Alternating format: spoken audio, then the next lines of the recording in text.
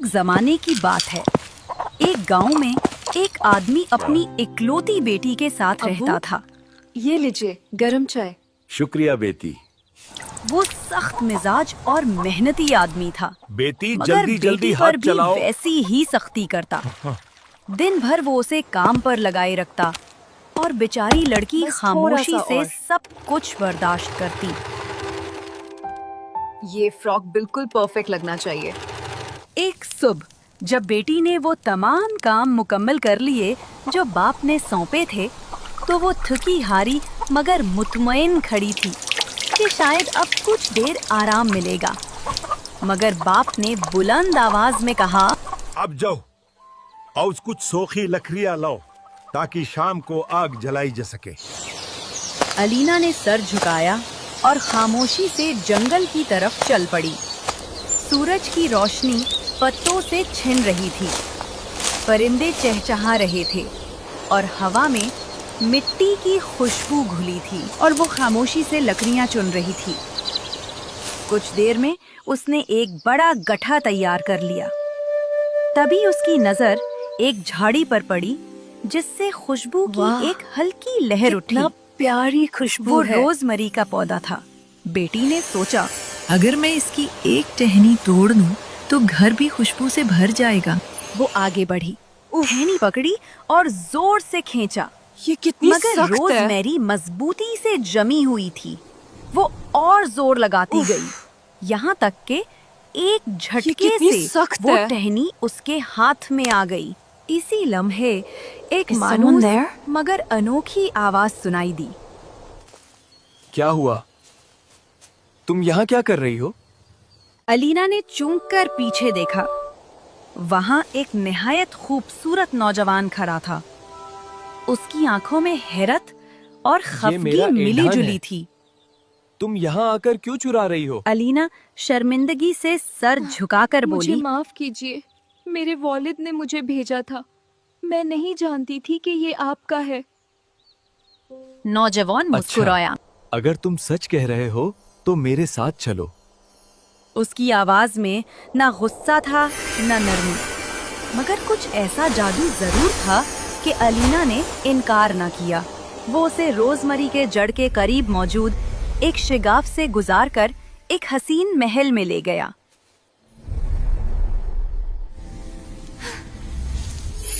महल अंदर से चमकदार था। छत के ऊपर से रोशनी उतर रही थी और हर कमरा कीमती चीजों और शानदार फर्नीचर से सजा हुआ था। नौजवान ने कहा, मैं एक बड़ा सरदार हूँ और तुम जैसी हसीन लड़की मैंने आज तक नहीं देखी। अगर तुम चाहो तो मुझसे शादी करो, हम हमेशा खुश रहेंगे। अलीना ने धड़कते दिल के साथ हाँ कहा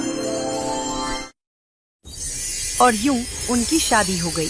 अगले दिन एक बूढ़ी औरत जो महल की देखभाल करती थी उसके पास आई और कहा, बेटी, ये सब चाबियां ले लो।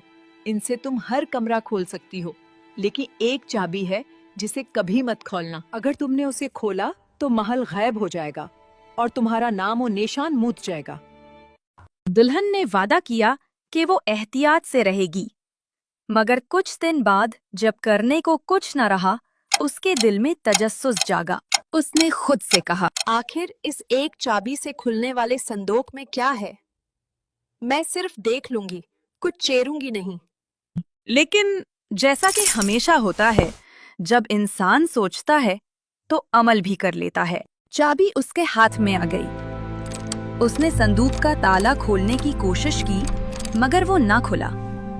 उसने जोर लगाया, फिर और जोर लगाया और आखिरकार ताला टूट गया। संदूक के अंदर एक सांप की खाल थी जो उसके शौहर, जो कि एक जादूगर था, ने काम के दौरान पहनी हुई थी। लड़की पीछे हट गई। ये क्या है? इसी लम्हे जमीन कितना लरजने लगी। अजीब है। दीवारों से आवाजें आईं और लम्हे भर में महल जमीन बॉस हो गया। वो खुद खुले मैदान में खड़ी थी। ना महल, ना शौहर, ना कोई निशानी। वो जमीन पर बैठ गई और आंसू बहाने लगी। मैंने क्यों नाफरमानी की? मैंने क्यों उसका भरोसा तोड़ा? फिर उसने रोजमरी की एक टहनी तोड़ी और खुद से कहा, जब तक सांस है मैं उसे तलाश करूंगी, चाहे जमीन के आखिरी कोने तक जाना पड़े। यूं उसका सफर शुरू हुआ। वो दिन रात चलती रही, जंगलों, पहाड़ों, दरियाओं से गुजरती रही। दरवाजा आखिर वो एक खोलें। छोटे घास के घर के पास पहुंची। कोई है? दरवाजा खटखटाया। एक औरत बाहर आई। अस्सलाम वालेकुम। क्या आपको किसी मुलाजमा की जरूरत है? औरत ने कहा। हाँ, अगर तुम चाहो तो अलीना यहाँ ने रह शुक्रिया सकती हो। अदा किया और वहां रहने लगी। मगर दिन ब दिन वो उदास रहने लगी। आखिरकार औरत ने पूछा, क्या बात है? तुम इतनी गमगीन क्यों हो? अलीना ने सब मैं कुछ सब कुछ सच सच सच बता रही सुना हूँ। दिया। मेरी नाफरमानी, महल का बर्बाद होना और मैंने सब कुछ गलत किया और मेरा महल सब बर्बाद हो गया और मैं अपने शौहर को ढूंढ रही हूँ। अपनी नाफरमानी, महल के बर्बाद होने का किस्सा और शौहर की तलाश की तमन्ना।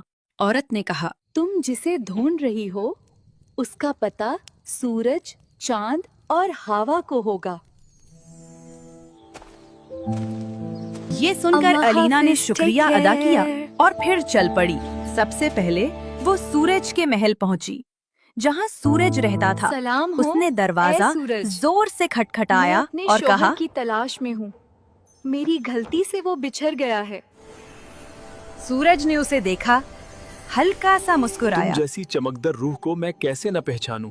मैं हर जगह जाता हूँ, मगर अफसोस मैं तुम्हारे शोहार का ठिकाना नहीं जानता। अलबाता यह लो एक अखरोट, जब तुम पर मुसीबत आए इसे तोड़ लेना।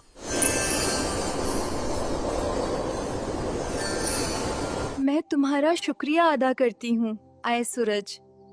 तुम्हारा एहसान हमेशा अलीना ने याद शुक्रिया रहेगा। अदा किया और आगे बढ़ गई। फिर वो चांद के महल पहुंची। उसने कहा, सलाम हो, ए चांद। क्या तुम मेरे शौहर का पता जानते हो? मैंने तुम्हें कभी ख्वाबों में देखा था। तुम्हारा दर्द मुझे मालूम है, मगर मैं भी तुम्हारी मदद नहीं कर सकता। ये बादाम लो, जरूरत के वक्त इसे तोड़ना। तुम्हारा अलीना ने शुक्रिया अदा ए किया चांद। और रुखसत हुई। इसी तरह वो हवा के महल पहुंची, जो उसके शौहर की तलाश में आखिरी मददगार था। हवा ने उसे अलबत्ता पहचान यह लिया लो, और उस पर एक तरस अखरोट। खाया और जब उसे तुम एक पर अखरोट मुसीबत दिया आए, जिसे इसे जरूरत के तोड़ वक्त लेना। खाना था। लेकिन अलीना थकी हुई और उदास थी और बहुत रोने लगी। अय हवा, क्या तुम जानती हो वो कहाँ है? हवा ने हमदर्दी से कहा, मैं चारों दिशाओं में चलती हूँ, जरा ठहरो, मैं मालूम करती हूँ। वो चली, गरजी, शोर मचाया और कुछ देर बाद वापस आई। मैं जान गई हूँ, वो बच्चा के महल में है। कल उसकी शादी एक बदसूरत शहजादी से होने वाली है। जो किसी मर्द से शादी नहीं कर सकी। ये सुनकर अलीना का दिल टूट गया। ऐ हवा, क्या तुम शादी कुछ दिन के लिए रुकवा सकती हो? मैं कोशिश करूंगी। और इसी रात महल में जोर का तूफान आया। शहजादी के शादी के लिबास बिखर गए। सारी लैस और मोतियों के साथ सब उड़ गए। दर्जी दौड़ते, छलांग लगाते, चढ़ते, लेकिन सब बेफायदा और नया काम शुरू करना पड़ा। अगले दिन कपड़े तैयार होना नामुमकिन था। बादशाह अपनी बेटी की शादी पर ज्यादा फिक्रमंद था और दर्जियों की कोई बात ना सुनी। मगर जब उसने शहजादी को देखा तो उसने महसूस किया कि ये कपड़ा उसके लिए मुनासिब नहीं। शादी कुछ घंटों के लिए रोको। लिहाजा शादी तैयार और होने दावत तक। को कुछ घंटों के लिए मुलतवी कर दिया। इस दौरान अलीना थकी हुई महल पहुंची और जैसे ही दरवाजे पर पहुंची उसने अपना अखरोट तोड़ा और दुनिया का सबसे खूबसूरत मैंटल निकाला। फिर उसने घंटी बजाई और पूछा, क्या आज प्रिंसेस की शादी है? हान, हाय मैडम। अलीना ने पूछा, क्या आप ये मैंटल लेना पसंद करेगी? हाँ, ये बहुत खूबसूरत है। मैं इसे लेना चाहती हूँ। अलीना ने कीमत मुकर्रर की और शहजादी ने खुशी खुशी सोना अदा किया। अलीना ने अपने पर्स में सोना छुपा लिया और महल से वापस गई। जैसे ही वो नजर से ओझल हुई, उसने बादाम तोड़ा और सबसे शानदार पटीकोट निकाला। फिर वापस महल गई और पूछा कि पेटीकोट खरीदना पसंद करेगी? यह तो मंतल से भी ज्यादा खूबसूरत है। जो चाहो मैं अलीना दूंगी। ने कीमत तय की और शहजादी ने खुशी खुशी उसे अदा किया। फिर अलीना सीढ़ियां उतर गई, अखरोट तोड़ा और सबसे शानदार कोट ड्रेस निकाली। इसे संभालकर दरवाजे क्या पर आप ये खड़ी कोट हुई ड्रेस लेना और पसंद करेगी? मैं खरीदूंगी। इस बार अलीना ने कीमत इस बार बतौर मेरी इजाजत कीमत तय सिर्फ की एक कि इजाजत वो है। अपने शौहर से मिल सके। मेरे शौहर अलीना से को मिलने शौहर से मिलने की तुम्हें इजाजत पूरी मिल गई इजाजत है। और जब वो ठहनी रोजमरी से तुम उसे मेरी असली छुई बीवी हो। तो उसके शौहर की याद मुझे वापस याद आ आई। गया। उसने हम उसे हमेशा साथ पहचाना, रहेंगे। उसे चूम लिया और कहा कि वो उसकी सच्ची बीवी है और वो सिर्फ उसे चाहता है। जादू टूट गया, महल वापस आ गया और फिर वो Cheers! दोनों अपने गांव आज लौटे। हमारी लाइफ फुल मैजिकल है ना? हाँ, और तुम्हारे साथ हर मोमेंट और भी स्पेशल लगता है। क्या हमारी तरह आप लोगों को भी हमारी कहानी का सफर मैजिकल लगता है? कमेंट में जरूर बताएं।